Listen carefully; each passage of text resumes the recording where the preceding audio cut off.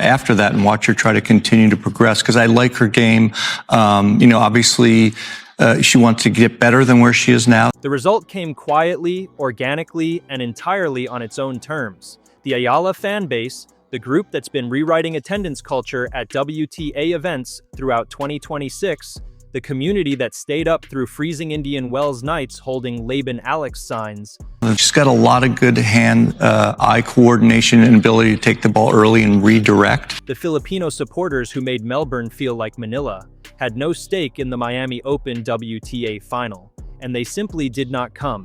Sabalenka played, Goff played, 16,830 bodies filled those seats. But a stadium can be sold out and still feel hollow when the one fan base that genuinely moves the needle isn't there. Of course, I see some of the things, but for some reason, I see more negative than positive about myself. The specific, electric, almost suffocating atmosphere that follows Eala everywhere she competes, completely absent. Tournament director James Blake had reshuffled his entire scheduling philosophy around containing that energy, putting her on center court, protecting the main stadium from being overwhelmed. I think the international interest in both of them is so high, and quite a thrill ride for her this last year as well, after she had some great results. For the final, that problem solved itself. The tennis world called it a great advertisement for women's tennis. Some of us watched the same match and noticed something slightly different, a shocking absence that no box office number quite captures. Whether that qualifies as a boycott depends entirely on your definition. Before we get into all of it, if you're not subscribed yet, do it now. You're clearly in the right place. Let's get into it. I've only dreamed of making tennis grow in the Philippines, and now I'm bringing a whole new audience to tennis all around the world. And here is where it gets genuinely interesting. Eala did not make it deep into the Miami Open draw, exiting the tournament before the final stages and choosing to redirect her focus toward the clay season. Her next confirmed event being the Upper Austria Ladies Linz starting April 6th. On the surface, that sounds straightforward. A player managing her schedule, protecting her body, and making sensible professional decisions. Nothing unusual about that. But when you factor in what Eala's presence, and more critically her absence, actually does to a tennis venue, that routine withdrawal starts, carrying a weight that nobody in mainstream coverage bothered to examine properly. Let's establish something first, because context matters enormously here. Eala's rise through 2025 and into 2026 has not followed a conventional trajectory. Most players build their fan base gradually. Wins accumulate, rankings climb, recognition follows. Eala's situation developed differently. A wildcard entry at the Miami Open last year produced a semi-final run that included victories over Iga Swiatek and Madison Keys. That result didn't just put her on the map, it effectively detonated a cultural moment that the WTA had never quite experienced before. Filipino supporters, many of whom had never attended a professional tennis match in their lives, started showing up at every tournament, in every time zone. Jessica Pegula, the world number 5, described her experience playing Eala at Indian Wells with genuine bewilderment. The whole crowd was against me. I was like, what on earth is going on? Where did these people come from? And, I'm from there, and the whole crowd was against me, and I was like, what on earth is going on? Like, where did these people come from? And then week after week, as she, has done well and established herself. That reaction from a seasoned professional who has played in front of hostile crowds before tells you everything about the scale of what was happening. By the time the 2026 Australian Open arrived, the numbers had become almost absurd. Eala's pre-tournament press conference pulled 196,000 views. Novak Djokovic, 24 Grand Slam titles, arguably the greatest player in the history of the sport, drew roughly half that figure. Carlos Alcaraz, the eventual men's champion, pulled less than a sixth of Eala's numbers. And Sabalenka, the world number 1 and a 3-time Melbourne champion, recorded just 9,000 views for her own press conference. That gap is not a rounding error. It represents a fundamental shift in where casual and passionate tennis attention was flowing in early 2026. The WTA recognized it formally. In November 2025, the organization announced the creation of the Philippine Women's Open, a brand new 125-level event held in January 2026 marking the country's first ever WTA tournament. That decision does not happen without commercial and cultural pressure. The sport was quite literally restructuring itself around the gravitational pull of Eala's following. Tournament director James Blake walked into the 2026 Miami Open carrying a very specific lesson from the previous year. His own words confirm this. Speaking ahead of the tournament, Blake openly acknowledged that Eala and João Fonseca both needed to be on center court. Not because of their rankings, not purely because of their results, but because of their fan bases. It's going to feel like home matches for both of them, he said, referencing the sheer volume of supporters each player draws internationally. That admission is remarkable when you sit with it for a moment. Blake was essentially conceding that scheduling decisions at one of the most prestigious hardcourt events on the calendar were being shaped by crowd management concerns tied to a player ranked outside the top 30. The tail was wagging the dog, and Blake knew it and said so publicly.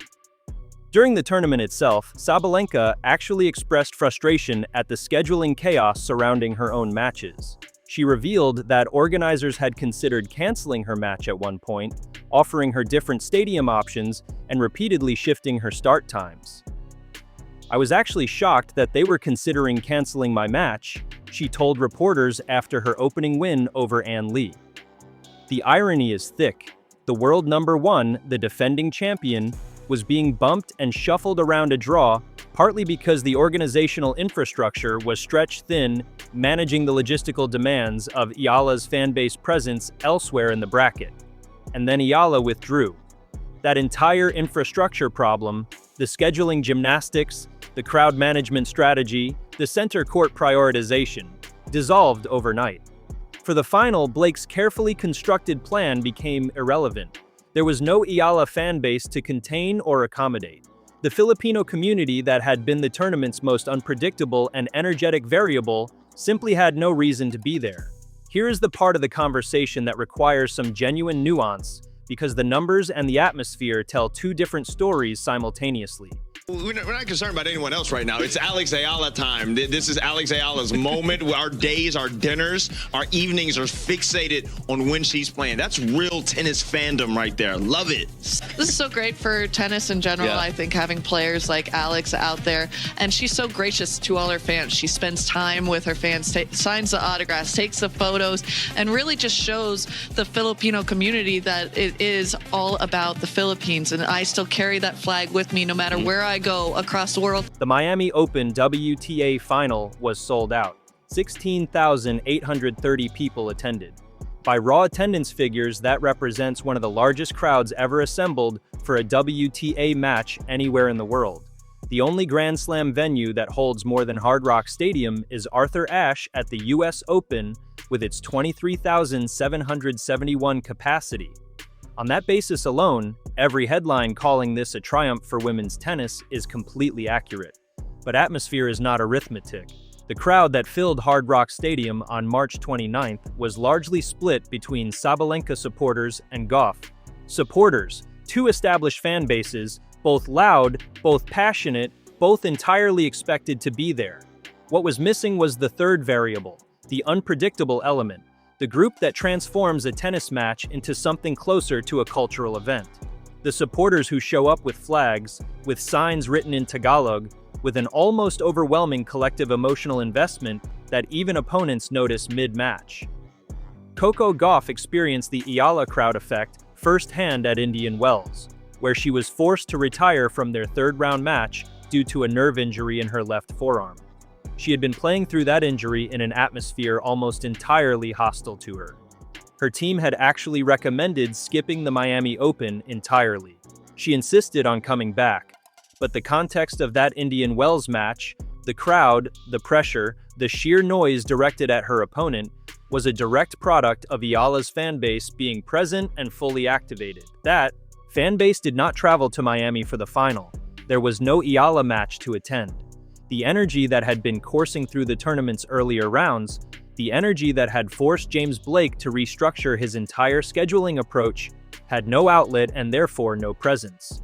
Whether individual Filipino fans stayed home deliberately, redirected their travel plans, or simply had no motivation to attend a final involving neither their player nor their storyline, the outcome was functionally identical to a boycott in terms of its atmospheric impact. None of this diminishes what Sabalenka achieved. That needs to be stated clearly and without ambiguity. Winning Indian Wells and Miami back-to-back places her in the company of Kim Clijsters, Victoria Azarenka, and Steffi Graf, who accomplished the Sunshine Double twice, in 1994 and 1996. Sabalenka is now only the fifth woman in history to complete it. She won her third title from 4 tournaments this season, with her only defeat being the Australian Open final against Elena Rybakina. By any competitive measure, she is operating at a level that demands serious historical respect. Her performance in the final itself was authoritative, a 6-2 opening set that completely overwhelmed Gauff, a second set where Gauff fought back brilliantly, forcing a decider, and then a composed, controlled 6-3 third set that confirmed Sabalenka's mental strength under pressure, something she has developed significantly over the past 2 seasons. She even received a warning from the chair umpire for an audible obscenity during a tense moment in the second set, acknowledging afterwards that she got frustrated with the crowd atmosphere at one point. "I got a little frustrated at one moment, definitely not proud of what I yelled," she admitted. The fact that the crowd, even a sold-out crowd, could generate that level of frustration in her speaks to how the atmosphere was functioning during the match. Her post-match speech was gracious and measured. She praised Gauff directly, acknowledged their rivalry warmly, and spoke about the whirlwind of the previous month with visible pride. "I did not have a moment to stop and look back at what just happened in the last months, but I am so proud of the work we have done. That sentiment is entirely earned. She is the best player in the world right now, and the Miami Trophy proves it again. But here is the tension that this entire story sits inside. Sabalenka won the biggest WTA event of the North American hardcourt swing in front of the largest possible crowd, and the loudest conversation in tennis that same week was still, somehow, about a player who wasn't even there." Eala's next confirmed tournament is the Upper Austria Ladies Linz, beginning April 6th, clay season. A completely different surface, a completely different context, and almost certainly another venue that will be transformed by the arrival of her community.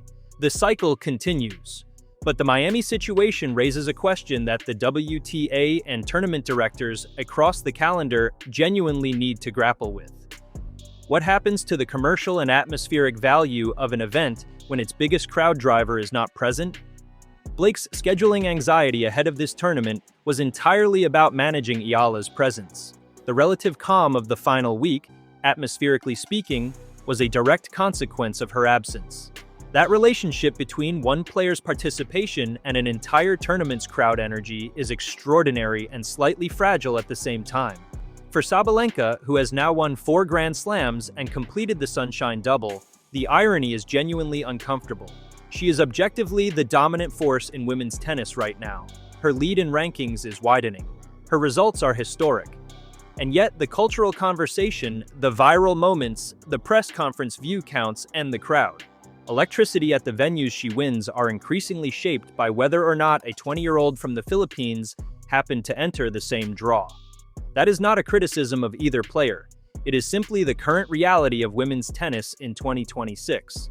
A reality that the Miami Open final illustrated more clearly than any press release or rankings update ever could. The tennis world called it a great final, a packed house, a celebration of the women's game. All of that is true, but the shocking atmosphere gap between Eala's matches and that WTA final is a data point that deserves more than a footnote. Whether you call it a passive boycott, an organic withdrawal, or simply the mathematics of fan loyalty playing out in real time, the Eala fans were gone, the stadium felt it, and Sabalenka lifted the trophy in a silence that was, by the standards of this particular tennis year, genuinely deafening. That is the full picture, not the version that fits neatly into a trophy ceremony. Highlight reel, the version that actually explains what was happening in Miami over those 2 weeks in March 2026. If this kind of analysis is what you come here for, then you already know what to do. Subscribe if you haven't, and share this with the one person in your circle who thinks they know everything about tennis. They probably missed this angle entirely. Drop your thoughts in the comments below.